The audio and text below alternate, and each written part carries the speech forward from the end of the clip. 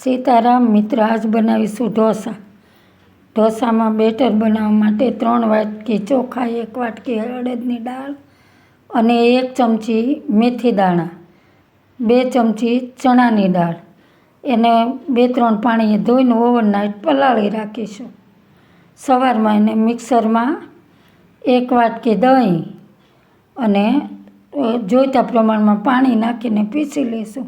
એકદમ thick better પીસવાનું અને પછી એને હાથથી ફેટી નાખવાનું. હાથની ગરમીથી હાથો જલ્દી આવે છે એટલે પછી એને પાછું 2-3 કલાક મૂકીને આપણે આ બાજુ સાંભાર બનાવીશું.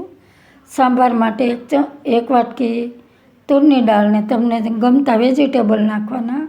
પછી આપણે ઘરે બનાવ્યો હોય મસાલો, સાંભાર મસાલો ઘરે બનાવેલો, આમાં રેસીપી મૂકી છે આગળ.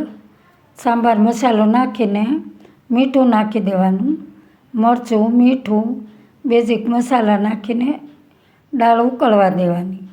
પછી ઉકળી જાય એટલે આંબલી પાણી નાખીને વઘાર કરી નાખવાનો. તમને ગળું ભાવતું હોય સહેજ ગોળ નાખવાનો. અને પછી આ બાજુ આપણે બટાકાનો માવો કરીશું. એમાં લીલા મરચાં, આદુની પેસ્ટ બનાવીને જીરું નાખીને વઘાર કરી નાખવાનો અને ગરમ મસાલો નાખવાનો, લીંબુ નાખવાનું. પછી આપણે બેટરમાં હાથો આવી ગયો છે એટલે આપણે હવે ઢોસા બનાવીશું. આપણે થોડું બેટર અલગ લઈ લેવાનું, એમાં 1 ચમચી મીઠું નાખી બેટર અલગ લઈને જોઈતા પ્રમાણમાં મીઠું નાખી અને આપણે ઢોસો પાથરી દઈશું. એની ઉપર આપણે પોંડી મસાલો નાખીશું. એની રેસીપી જોઈતી હોય તો તમે કમેન્ટ કરજો દોસ્તો.